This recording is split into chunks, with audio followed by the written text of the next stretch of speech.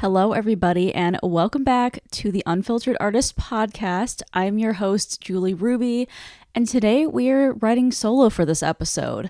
I am going to be talking about one of the probably most daunting things as a bridal makeup artist specifically, and that is bridal previews, or also known as bridal trials. If you are a makeup artist that has decided to get into the wedding industry, you will know automatically that it is probably one of the most rewarding niches as a makeup artist.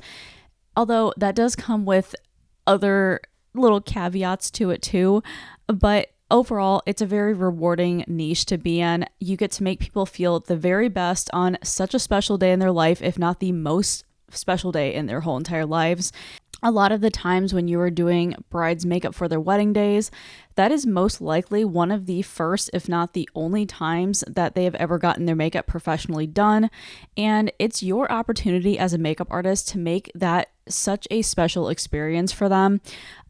There is seriously so many horror stories that I've heard from bridal clients in the past where either they've had maybe previous makeup experiences in other bridal parties, or maybe they even had not so great trials or previews themselves from other makeup artists.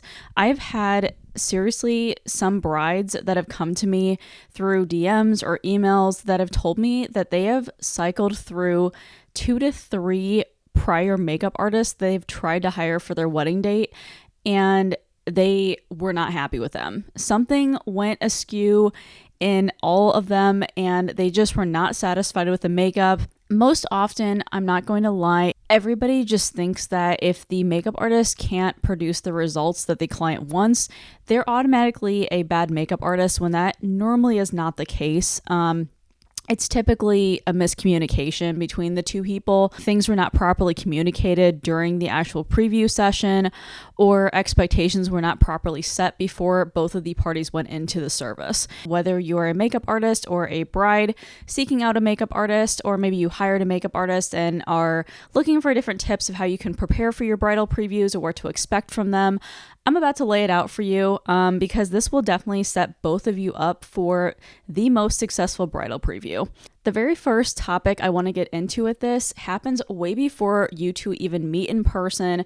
This is literally the most important step, and this is one thing that I don't think that both parties prepare for accurately. This is your prep step.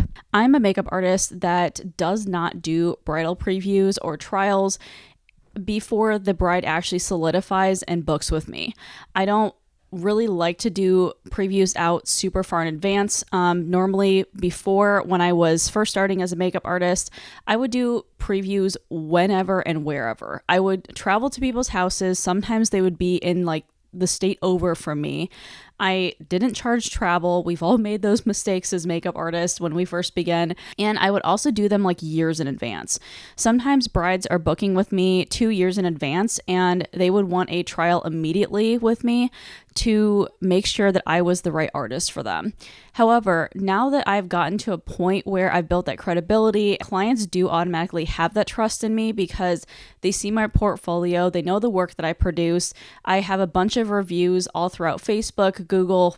All of my Instagram page is perfectly curated to make sure that my clients really do have that sense of trust even before they book with me. I'm going to digress really quickly. Y'all know that happens on this podcast, and that's how I am as a person, but me having ADD brain is fun stuff sometimes, let me tell you. So I know that I'm going to get a bunch of questions about this, and this is why I wanted to address this really quickly. The reason that I don't schedule bridal previews out super far in advance is because, first of all, I do definitely believe that if the client on their end has done enough research, they love the work from that artist, has seen positive reviews about them, that artist is maybe actively posting on social media, you know that they're legitimate, you should have no doubts in your mind when you book with them that they can produce the look that you want. The only way I would ever question it is if that artist doesn't have your style of makeup that you're looking for. But if they don't have the style of makeup that you're looking for and they don't advertise that style, I don't understand why you'd book with them. I've had people hire me for totally opposite styles that I produce. Like, I am a neutral, soft glam / natural glam makeup artist, and I don't really vary from that because yes, I can produce other work. Like, I've done bold glam smoky eyes with a red lipstick before, but do I like doing that sort of thing? No. That's definitely not where my niche is as a makeup artist. I mean, that's why there's several different makeup artists out there that do multiple different types of work. That's why it's really important on the client's end to do your research ahead of time to make sure that you have the right artist for you. And I definitely would get like in-person reviews from other people. Like, maybe it's an artist that your friend used, or maybe you had your makeup done by that artist while you were in a bridal party from your friend and you really like the makeup, so you trust that artist, that sort of thing. I definitely would make sure that you know somebody personally that has had that other artist, or they have like a ton of really good reviews. So yeah. Anyways, that's like my little tangent on that. But pretty much, if you have found the artist that you want, you shouldn't be quote unquote trialing out that artist to make sure that they can do what you want. I think that's the primary reason why a lot of people book their trials out super far in advance. So because of me narrowing down my ideal clientele and attracting my ideal clientele, the people that hire me are hiring me for me. Like, they're hiring me for my style. They love what I do. Every single time I meet with my bridal clients for their bridal previews, we like 100% click. We match. Our styles are identical. Their vision aligns with my style and vice versa. And there's no question, if, ands, or buts or anything. And it's like the greatest connection ever. And also, if you do your trials too far out, like say 2 years in advance or something, you both will probably, or if not most likely, forget what you guys did 2 years prior to that date. Like, it is a lot. And things happen. A lot even happens within a couple of months as opposed to a couple of years. So that's why whenever I do previews too far out, I don't really prefer it, because it's just a lot for me to memorize and go back on. And sometimes, to be totally honest, it's really hard for me to even like recall even having that meeting with that person. Like, it's really hard. Like, I see about like 45 to 50 bridal clients every single year, and then they overlap from like the next years going forward. I'm in email communication with everybody. I'm on conference calls. I'm interacting with a lot of different people that are non-bridal clients throughout those 2 years. So, I mean, I sometimes don't even remember the person if it's out that far. So yeah, that's why I really prefer to do my bridal previews 1 to 2 months in advance. That way, it's really solidified more in both of our minds. It's super fresh. We both remember that interaction. And also, that client is less likely to change their mind. A lot of the times when I've done previews super far out, it has been to the point where both of us kind of forget what happened, or maybe that bridal client's been scrolling through Pinterest, or maybe I've done a client recently, like within that last maybe 1-2 year period, and they're like, wow, I think I should change my bridal look entirely. I like this one a lot better. Trends can change within those couple of years. And so that's why I do recommend doing previews as close to the wedding date as you possibly can, but not like too close to the point where you're scrambling to try to get that on your calendar. So 1 to 2 months, I feel like, is a pretty like safe bet. And again, I don't do the previews now without the bridal clients actually securing the date, meaning that they put down a retainer and they also sign a contract with me. Again, this is my own personal opinion. Please don't take it like as a true fact. There's really no like set way to set your procedures or how you do things. That's why all of us as freelance makeup artists decide to go into business for ourselves, because we have that freedom to decide what we want to do. Just know that there's no set rules. This is just how I prefer to do things, and how, or I guess what's worked best for me. That's how I'll phrase it. Let me get on to the actual topic of what I wanted to talk about for this, is the prep steps. So now that you have contacted your bride for the bridal preview, that 1 to 2 months out, for example, what you want to do is send out a prep email to them. That way you can set the expectations. That client knows what to expect. And then when they show up, they're going to be prepared. There's really no room at that point in time for miscommunication, because you've laid it all out in advance for them. And you can be as thorough as you want to be. I mean, I provide PDF documents for my bridal clients. Like, I send this all-inclusive PDF document that's like a 15-page document. Yes, 15-page document. Outlining every single thing that they need to know about my services, how to contact me. I have vendor referrals in there. I have skincare prep tips, advanced treatments, skincare wise, if they wanted to do that, like dermaplaning, microdermabrasion, etc. And then I also have a whole entire packet in there that's just dedicated to the bridal preview. It provides my in-home studio address, how long it's going to take, the duration of it, how to prep any reference pictures, and how to use the correct terminology to describe what kind of look they want to me. A lot of the times the miscommunication stems from them not quite knowing how to phrase things or how to classify certain kinds of looks, and that's how verbiage can be miscommunicated. So make sure that you guys are on the same page with that. That's why I do send out this document to them in advance so they know how to properly prepare, and then also how to describe what they really want to me so that we are both on the same page. And this is something that I'm probably never going to share publicly. Like, I'm never going to probably share this document because I have literally been curating it for years at this point in time. To the point where I can successfully say that it has been probably my greatest accomplishment in my business, and it's been one of the most helpful things in my business. Also, I am very sorry. My dogs finished their bones. So if you can hear little click-clackies on the vinyl floors, I'm so sorry about that. Even though I won't be sharing in detail about what I include in this document, I'm going to give you a general outline of things that you kind of maybe want to think about, especially if you're a bridal client that's showing up for a bridal preview, or if you are a makeup artist that's thinking about including this in just like a general email or in a document itself. So number one is you want to have them pull reference photos. I feel like reference photos are one of those things that artists kind of feel 50-50 about.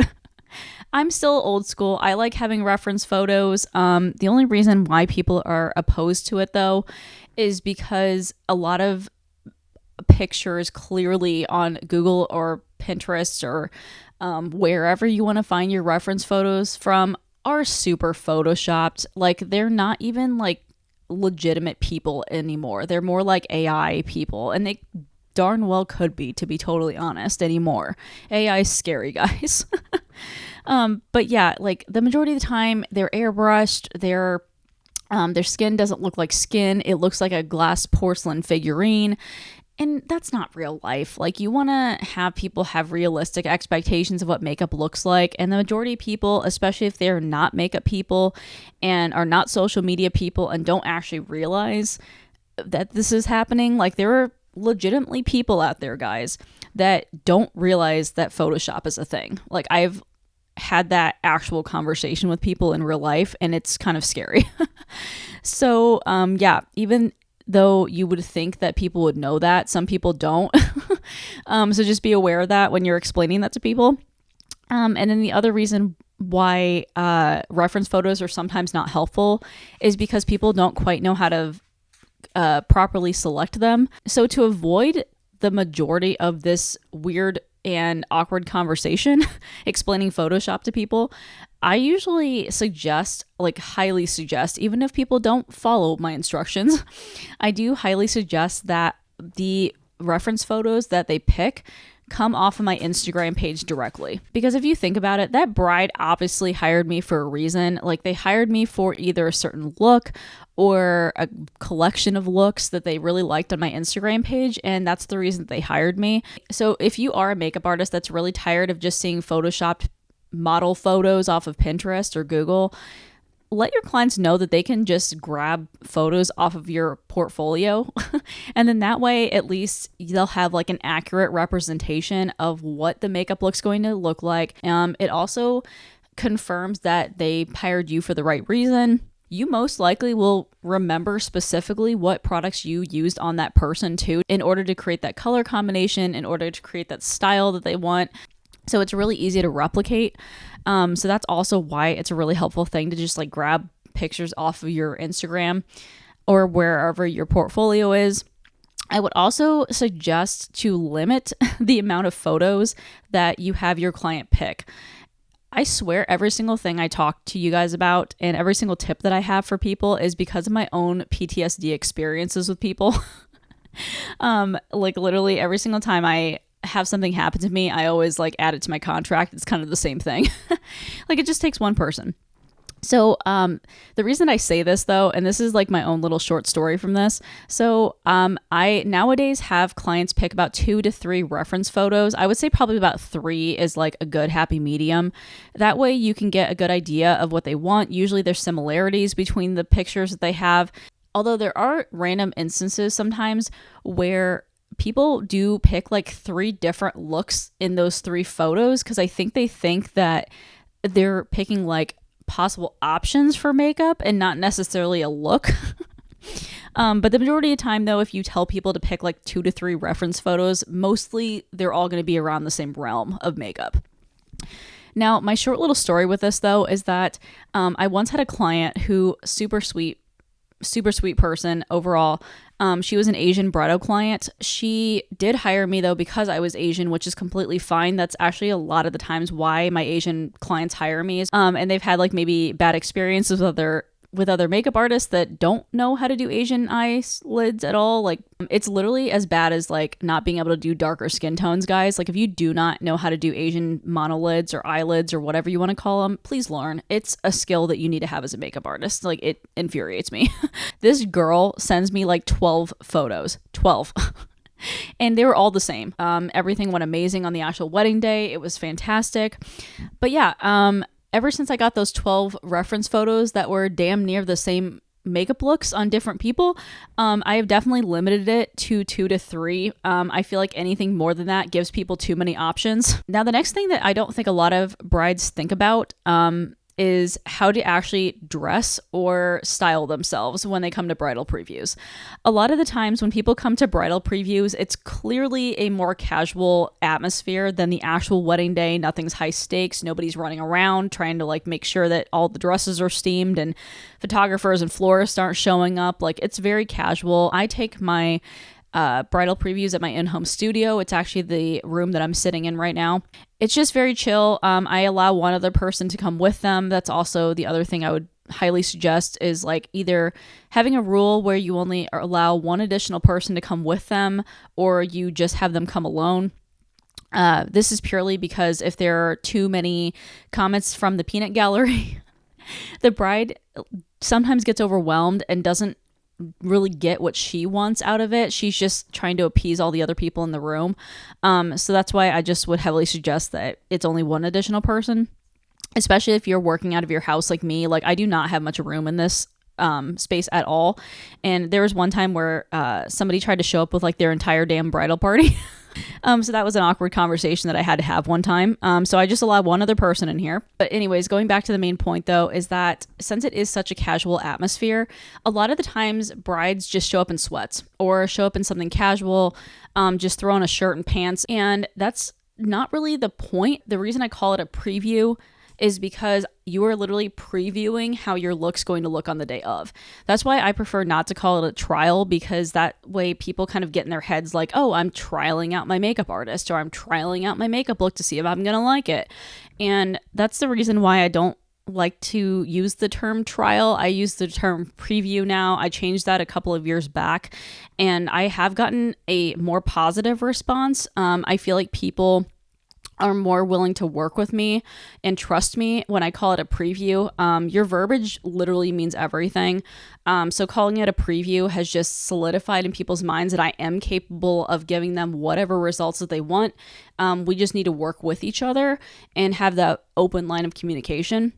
Since you are quote unquote previewing your bridal look, I want you to look as damn near close to what you're going to look like on the wedding day. Because I do want to say right now that if you come and show up to my house and have sweats on, or you just look like you rolled out of bed and didn't brush your hair, etc., it's not really giving you a good idea of what you're going to look like on the day of, because you're going to be the total opposite on the actual day of.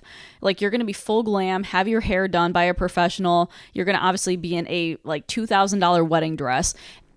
You're not showing up in sweats. And so a lot of the times when people show up super casual like that, whenever you have a full face of makeup on, it sometimes is very off looking. I don't know how else to describe that. And a lot of people don't consider that when they're showing up for their bridal previews. I don't know why I even have to tell people to brush their hair and like do something with it and dress properly when they come to bridal previews, but you do. Sometimes you just have to break it down step by step for people to make sure that you both are on the same page and that they actually will look like a bride when they show up. So I usually instruct them, first of all, to come in a white or cream color kind of shirt, or if they have a black wedding dress, that's completely fine too. Like, show up in a black shirt, but whatever your wedding dress color is, just wear a similar color to that. Now, some of my brides have gotten quite excessive about it. Like, they've literally been like, oh my gosh, well, my dress has like an ivory underlay and a white lace on the front of it. Like, what should I wear? I don't have a shirt that has that exact coloring. Okay, from a distance, when you're in pictures, I'm not gonna lie, ivory, blush pink, and cream and white all look the same. Okay? It really doesn't matter. If you can find a shirt with a similar style as your dress, like the top of your dress, better yet, but I wouldn't obsess about it at all. If it's like an off-shoulder dress, for instance, maybe try wearing a blouse that you can unbutton a little bit and throw off your shoulders. So that way when we're getting a photo, video content at the end, it's very similar to how your dress is actually going to sit on you. And that way I can also kind of get like a better idea of like how far I need to bring the makeup down, etc. So you can do that sort of thing. But again, I wouldn't obsess about it. It's not that deep. Just as long as it's like a light colored shirt.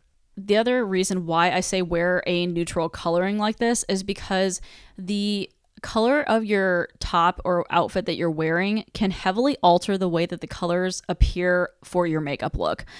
I don't know if this bride's going to see this, but this person showed up in a purple shirt. I did a neutral brown on her. It wasn't too cool. It wasn't too warm. It was just right in between.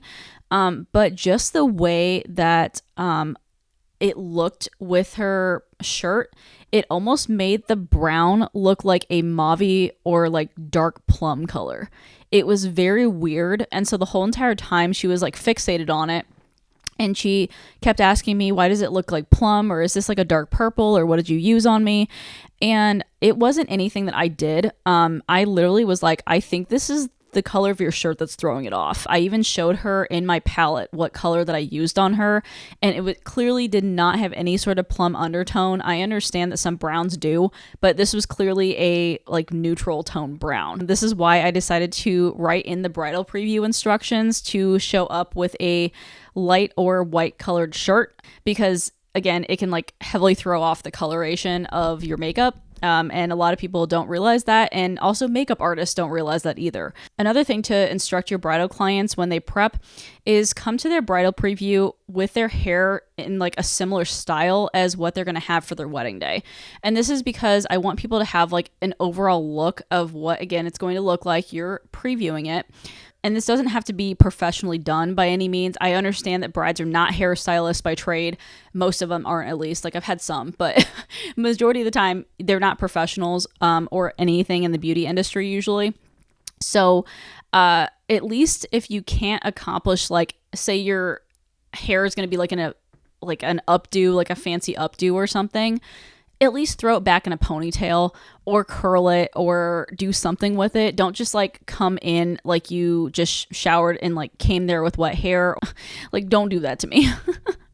So yeah, that is what I suggest for that though, is like wearing it in a similar style is what you're going to have for the wedding day. Bare minimum, just add curls to it. Next thing is, if you already have your jewelry picked out for your actual wedding day, then wear that jewelry to the preview. Wear your earrings, wear your necklace, whatever jewelry you're going to have for the day of. Now, this isn't a super big thing. This is something that's not necessarily like a big factor in like how the makeup's going to turn out or anything. It's just like an extra added bonus. The only reason that I think that it would be an advantageous thing to put in your preview instructions is because a lot of the times when you're doing like especially shimmer colors or body highlighting, even the majority of the time you kind of base your coloring around the jewelry color that a bride has on. So if they're, say, for instance, maybe having silver jewelry, you can do a more like cool tone look. Or if they're having more of a rose gold, you can do a rose gold shimmer. Or obviously if they have yellow gold, then a more champagne kind of color. You don't have to do that. That's not like a rule of thumb, but sometimes people do alter their makeup looks around the actual jewelry color that they have on. Okay, I'm so sorry the prep is so long, but honestly, like this is where the majority of the miscommunication comes from. So if you can have them prep accurately, you will like 100% have a successful bridal preview. So the next thing that I do advise people to do, and this is something that you're probably going to have to instruct them to do way in advance so they can set up appointments for this, is just do maintenance in general for themselves. So there is a lot of people that show up with non-taken care of brows, like they have stray brow hairs, obviously going to affect the way the makeup lays on it. So clean up any like unwanted facial hair, maybe get their brows waxed or threaded or whatever they do with them. Maybe even do dermaplaning on their face or something if that's what they want for the actual wedding day. And the other thing I would highly advise too is that if they're getting like any spray tans or doing lash extensions, do that for the preview. Again, I'm having people preview their look. I don't know how many times I can stress the word preview in this, but you are wanting your bridal clients to show up as close to how they're going to look on their wedding day as possible for the preview. Otherwise, it kind of negates the idea of the preview. I would say that the spray tanning is probably the biggest factor that you want to think about. So if you're a bride that's like planning on getting a spray tan for the actual day of, get your damn spray tan before the actual preview date and show up the same color as you're going to be on the day of. There were so many brides that have told me during the preview, oh, well, I'm probably going to be a lot darker than this on the actual wedding day. And while you may not think that that is like a big factor, it's not because of color matching, despite what you think. The reason that I would like them to be the same color on the actual preview date as what they are on the wedding day is because it can heavily alter how makeup and the colors look on you. I'm trying to think of a good example for you guys of like how to portray this visually. Okay, so I think the best comparison I have to this is that there is no one universal nude lipstick color. And you want to know why? Because people have different skin tones and different undertones. For instance, if I picked out a nude shade for myself and then gave it to one of my super pale friends, it would look super dark on her because we don't have the same skin tone. So this is exactly how you want to think of your spray tans. If you show up about 6 shades darker on your actual wedding day than the actual preview date, your colors of your makeup will be a lot different. It's going to look dramatically different, like dramatically. That artist will most likely have to almost curate an entirely new look for you and a new palette because you're not going to be able to use the same colors as you use on the preview date, which again negates the preview. So then the other thing that I would heavily recommend is if you're going to get lash extensions, have them for the actual preview date and get them to the same volume that you're going to have on the actual wedding date as well. Sometimes when people have shown up to the previews, they tell me that they're going to have lash extensions for the actual day of, but then don't come with them. So I'm having to do strip lashes on them. But obviously those are not going to look the same as their lash extensions. Like they're not going to be the same volume. They're not going to be the same length sometimes. They're going to be different styles. And then it's going to cause the makeup to look a little bit different. Now, again, that's not probably like the biggest thing that I want to focus on. I would definitely say spray tans is like for sure the one thing that I would not do for the preview. I guess that's what I want to say for it. Overall though, just look the same as you're going to be on the wedding day. That's it. That's all I'm saying. Okay, so the last prep step is your skincare. And this is again something that you want to advise your clients before, like well before you get to the preview date. Only because you need to do this kind of in advance. So number one, if they have not set themselves up on regular facials, like professional facials by an esthetician, I would highly recommend it. I started esthetician school last November. So a lot of my school journey has honestly been me taking my bridal clients, like my future bridal clients, to set them up on a regular monthly facial schedule. So that way we can get their skin well prepped in advance. I would highly recommend doing professional facials about 6 months at least up until their wedding date. Like, so definitely give them a very good heads up about this if they're going to start. Professional facials are not something that you really want to mess around with the week before your wedding date or even the month before your wedding date. You want to build up your skin to that point. I could have literally a whole entire conversation about this, like a whole entire like skincare podcast episode. So if you guys would like that, let me know. Because there is a lot of things I've learned as an esthetician that I was not aware of. So even if you do not need a license as an esthetician in your state, or if you are not an esthetician, still researching about skincare and prep work is a really essential thing to have as a makeup artist. It just lays a good foundational base for you. And it also gives you a better idea of how to like prepare your clients and how to instruct them about their skin prep. Obviously, as makeup artists, we know that the way that your skin looks will determine how the makeup turns out. With this being said, if they are not set up on professional facials, they can very well take care of their skin at home by themselves, but they do usually need a little bit of help and instructions with that. So your main tips that you want to give your clients, and pretty much the basic things that you want to tell them, are to cleanse, exfoliate, tone, and moisturize. Those are the 4 elements that you need to have in every basic facial routine. And the exfoliation only takes place like once a week. Yeah, if they are on a really good home care routine though, it's definitely going to set you up for success. It's going to set them up for success. And they're overall going to get better results just by taking care of their skin. Yeah, you know what? In fact, I probably will do a whole entire skincare podcast because I'm going to go on a tangent here soon if I don't stop myself. So anyways, for the actual bridal preview instructions, the thing that you want to have them do the night before is cleanse, exfoliate, tone, and moisturize. Do all 4 of those steps. Then on the morning of, have them cleanse and do nothing else. Now, the reason that I have clients do this, because it's going to seem super weird. A lot of my clients are like, oh my gosh, I'm a dry skin type and I can't moisturize. And I'm like, nope.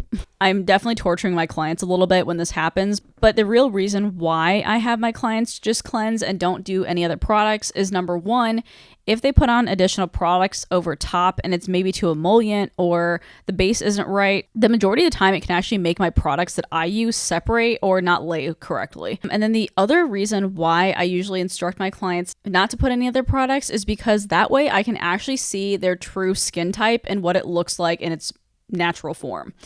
Sometimes it's a little bit deceiving when dry skin people especially throw on like a really, really heavy moisturizer. So their skin can almost appear oily or a combination skin type, but they're really dry underneath. So that's the reason why I'm saying that it's really important that your client just cleanse and do nothing else. No products in addition over top, so that way you can actually prep accurately.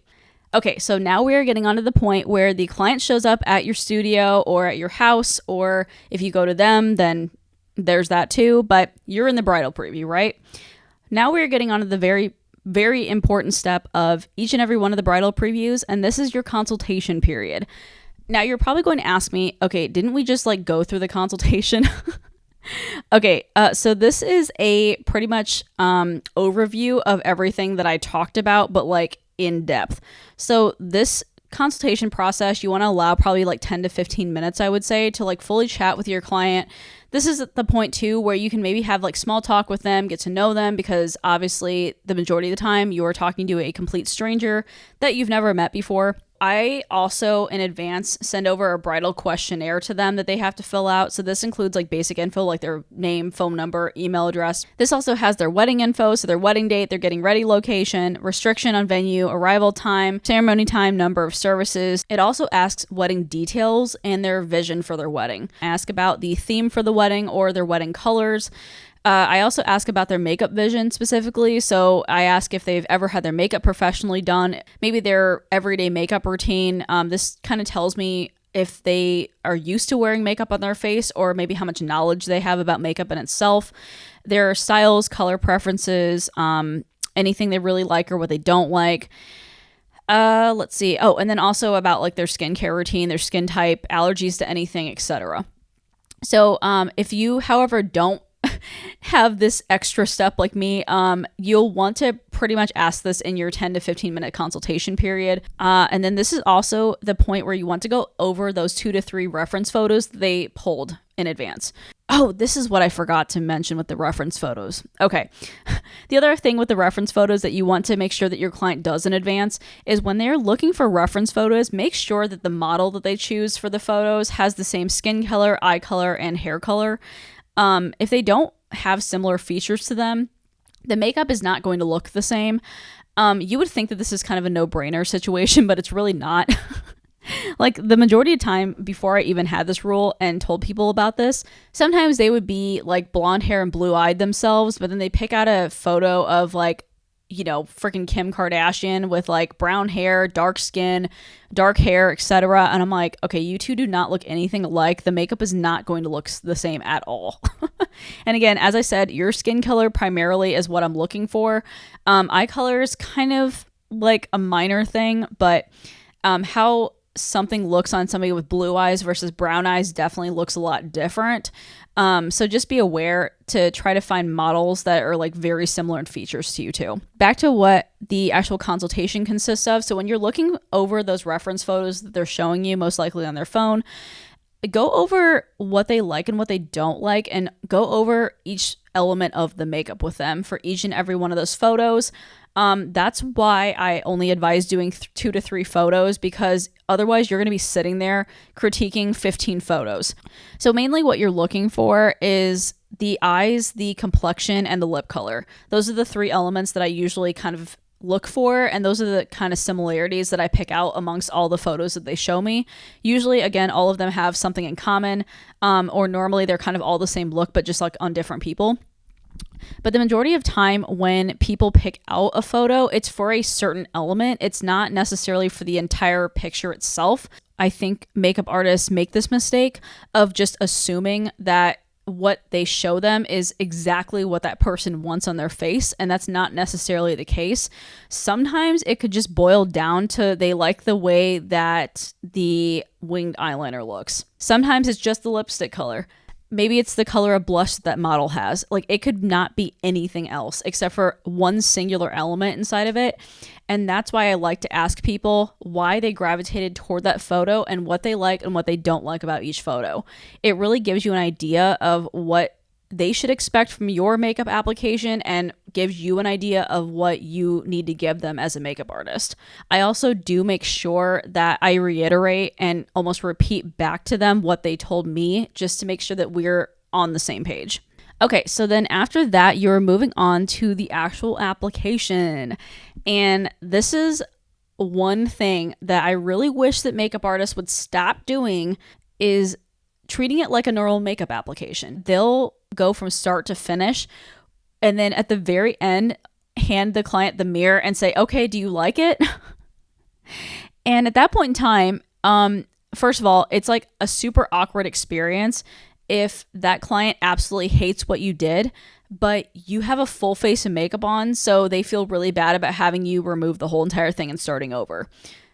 Number 2, you probably wouldn't have time at that point to like entirely start over, because it is what it is, and you maybe have another appointment that's showing up afterwards and you don't have time. That person might have somewhere else to be too. Clearly, they expected only to be there for a couple hours, and it's now going to have to be redone and now takes double the time.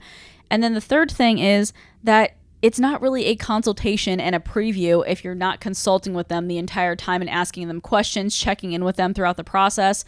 It's just a basic makeup application at that point in time. So the thing that I would highly advise instead of doing this is that I would go step by step and check in with your client every once in a while and make sure that they are 100% happy in the direction that it's going. Now, I wouldn't do this as in like a very nitpicky sort of way. Like, I used to literally hand them the mirror almost with every single brush stroke that I did, and that was a little bit excessive and it took forever to complete. And most likely, if they're not a makeup person, they probably will not even notice the difference between like you adding one singular color as like a transition eyeshadow shade to maybe adding like a darker brown. Like, they're not going to notice the difference. So get to the point where they can actually see a difference, or maybe at a stage where you're happy with the way that it looks. Obviously, makeup is a process and it doesn't always look the greatest in some stages. And if a person is not used to wearing makeup or has not gotten their makeup professionally done before, they probably will lose a little bit of trust in you and a little bit of faith in you. And it's really not your fault. Like, makeup just naturally looks kind of like a hot mess sometimes. So get it to the point where it looks presentable to a person and then show them the mirror. Ask them how everything's looking. Also, I would heavily advise too to go a little bit more light-handed in terms of color and coverage for like your eyeshadow look, and then also coverage as in like their face makeup coverage. Just go a little bit lighter and gradually build your way up to it. It's very, very hard to take away product as opposed to applying it. So just make sure you don't go like overboard. And this is kind of where you need to set realistic expectations as far as those Pinterest photos they may have shown you. A lot of the times on Pinterest photos, they'll pick out makeup looks that are significantly darker, especially in the eye area, than they probably realistically want to go in person. But as we all know, makeup photographs way lighter than it appears in person. So that's why a lot of the times when models are posting photos or when makeup artists are putting makeup on models to specifically be quote unquote Instagrammable photos, a lot of the times they're going super, super dramatic and very heavy on the eye makeup and the contour and lipstick color in order for it to show up like that on camera. Most likely that person looks crazy in person. Okay, their makeup most likely looks very dramatic in person. It probably is something that your everyday person would not walk around like on the streets. The majority of times, people don't actually want makeup like that. They're most likely looking at it as like an overall reference photo, which it should be. So they're most likely just looking at it for either the style of makeup that it is or the colors that it is. It's not really necessarily like the depth level of it. So please be aware that that might be a thing. Again, setting realistic expectations is like your number one job as a makeup artist, especially during previews, and just making sure that you both are on the same page. I feel like a broken record. I'm probably going to continue to say that. Make sure also too, as I said before, that you're trying to make your clients feel as comfortable as possible. You want to make sure that they trust you and that they are comfortable enough with you to voice their opinions or speak up if they don't like something. I literally say to everybody right when I start the preview, I feel like I do sound like super preachy in the beginning, which I don't mean to. I'm just like a very straightforward person a lot of the times. Literally tell each and every one of my bridal clients in the preview that if you don't like something, I'm not easily offended. So please feel free to speak up about it and say something to me. I'll change whatever they want. I just want them to be 100% happy and 100% love their look at the very end of the session. So that's pretty much what I advise with that, is that just make sure that they're 100% happy with the look, that you're checking in with them, and just doing your overall job as a professional. The other thing to make yourself more personable and get them to open up a little bit more is not only make small talk with them, but dive a little bit deeper, like really get to know them as a person. I'm sometimes not the best at this, I'm not going to lie. And this is partly because I have a little bit of social anxiety. And even though it's in my house, like I get nervous meeting new people. I want to make a good first impression. I want to make sure that they know that they hired me for a reason and that I am a professional. It's like a thing that I feel like I always have to maintain like this bubbly personality and really be on my game, and almost like I'm putting on a performance every single time. And sometimes that can be a little bit draining to me. It's also me being an introvert too. Like it kind of goes along with the same territory. But yeah, if you can get to know them though on a deeper level rather than just a surface level, that's going to also make them trust you and make them feel more comfortable with you too. So ask them questions about themselves, about their wedding, about their fiance, how they met, maybe if they have any pets. Like I usually talk about pets forever. Like if you have a dog, I will sit there and talk to you about your dog for the remainder of the preview. I do not care. My best tip is like to find a topic that you both relate on or that you both kind of have a passion for, and then really like dive deep about it with them. That's the best advice that I have as far as like getting to know them, doing more than small talk, etc. People remember overall how you made them feel, not necessarily the work that you did. Say maybe you're having like an off day or something and your work just wasn't like quite up to par, but you gave them a really good experience. Like they had fun, you had a lot of laughs, and and you really felt like you bonded on a deeper level. They're going to overall remember that experience as a positive experience because of the way that you made them feel, not because of the results that you produced. Kind of note that in your head when you're going to meet people. First impressions do mean everything, but you can definitely redeem yourself. Just be like a personable person. And that's also like years of me working in retail too. Like I worked 8 years in customer service. And so I kind of just naturally, I think, have a little bit of an advantage. But if you don't have any customer service background, you definitely do want to work on it a little bit and definitely develop those customer service skills, because that's overall what this job is about, is being really, really good at customer service. Then we are going post preview. After they leave, everything's said and done, they love their look, they leave. You want to immediately fill out a consultation sheet or a product record sheet. Write down everything that you used on them and everything that you did. Okay? I don't care if their wedding is like 2 weeks from that point. Write everything down. Yeah, especially when I'm doing preview dates like 1 to 2 months out, I will probably have done a lot of things in my life personally and professionally in those 2 months, and I probably will most likely not remember what combination of lipstick that I used on that person. So that's why it's important to write down everything. Even if you feel like you have the best memory in the world, write it down. I promise you that will 100% save you. And this is for multiple different reasons. It's not only to refresh your memory and make sure that you're using the same products that you used on them during the preview on the actual wedding date, but it's also a way for you to note if you need to like correct something or fix something, or maybe if like you discuss changes or something, or maybe they were like debating about like eyelash styles or something, maybe note that on the consultation sheet. So then on the actual wedding day, you can follow up and be like, hey, so I know that you mentioned that you might want to be choosing the shorter eyelash style instead of the long one that we chose in your preview. Which one did you decide to go with? And that way it's kind of like pings it in their mind, like, oh yeah, like we were discussing that. And then again, it's another way for them to really feel like you listen to them and are paying attention to them and really caring about their needs and their wants. Again, it's a little bit more personable. There's a couple of times too where, say, their smile lines are more prominent, and you see a lot of things settling in that area. You can note on the consultation sheet to maybe use less product in that area and to set it better. So it's just almost like notes for yourself too. The other thing that I personally like to note on the consultation sheets, things that you retain from your conversation with them, or fun facts about themselves, or how their fiance and them met, what their fiance's name is, maybe what their pet's name is, just any facts that you retained from that conversation that you had with them, note them on the consultation sheet. Like one of my brides, for instance, was a cosmetology student, and they were about to take their state board exam, and I hadn't seen them since they took the state board exam, but I know they took it like a week after I saw them for the bridal preview. So on the actual wedding day, I noted on the consultation sheet that they were going to take their state boards. So on the wedding day, I was like, hey, by the way, how did your state board exam go? And they say, oh my God, I passed it. Like, I'm so happy about that. I was like, wow. I was like, that's so great. Congratulations. And it's just like a little tiny thing like that that really makes them feel special. Like it really makes them feel like you thoroughly listened to them. Even if you, side note, did not remember necessarily, like it at least jogs your memory about the conversation that you had. And that way you can retain things a little bit easier and have things to bring up on the actual wedding day. Okay, then the last thing that I want to note for the preview process is the follow-up. Now, this is something that I think a lot of makeup artists skip on. So the majority of the time when makeup artists do bridal previews, they will do the bridal preview, fill out maybe a consultation sheet or maybe not, who knows. And then they'll go basically all the way till the wedding day.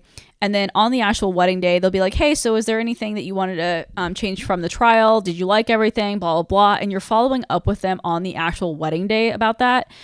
Most likely, it's been at least a couple of months since the bridal preview, if not maybe a year if you did the preview like way in advance. And at that point in time, the bride probably has no idea what you guys even did on the preview date. Like they might have pictures that they took, but realistically, they're not going to have like a really accurate memory about like what happened during that day. So my main things that I like to do afterwards is follow up with them through email, text, or whatever main line of communication that we've been using. The very next day, I will check in to see how everything, first of all, held up throughout the day, to see if we need to like adjust anything. Sometimes with my more oily skin gals, sometimes we tend to get a little bit more oily, and in that case, I can definitely go in with different prep steps or different methods in order to secure the oils or keep them at bay for a little bit longer. Then I also check to see if any alterations or changes need to be made. Maybe say like the lipstick color needed to be changed. Like maybe it was a little bit more dark and they wanted to go a little bit more nude or more pink for the actual wedding day. And then anything that they say in response, even if they say that everything went fine, there's no changes that need to be made, write that down on their consultation sheet. Like immediately write it down on the consultation sheet. That way on the actual wedding day, you can look back at it and say, okay, so I noted here that we want to change the lipstick color to something a little bit lighter and a little bit more on the pink side. Is that still something that we want to do today? You just need to basically be on top of it as much as possible. Long story short, I totally forgot I was recording and my husband called. I came back and my camera died, so there's that. But anyways, my dog decided to join me for the outro, so if you guys are watching on YouTube or Spotify, I guess, yep, I have Miss Ellie with me. And I hope this episode helped you guys out in case you guys are makeup artists and a little bit nervous about doing bridal previews with people. Maybe you haven't had successful bridal previews, or trying to figure out maybe things you can improve upon, why they haven't worked out in the past very well. And yeah, if you are a bridal client, I also hope this gave you a little bit of insight into how to prepare for your bridal preview and how to eliminate any miscommunication between you and your makeup artist. That is about it for this episode. I hope you guys really enjoyed it. Don't forget to give the podcast a 5-star rating if you guys have not rated the podcast yet. It does help Spotify and Apple push it out in their algorithm in order to get more listeners. If you are on YouTube, of course, please go ahead and like the video and also subscribe to my channel if you guys have not already. It's just under my name, Julie Ruby. And yeah, that's about it. So I will go ahead and talk to you guys in my next episode. Bye, guys.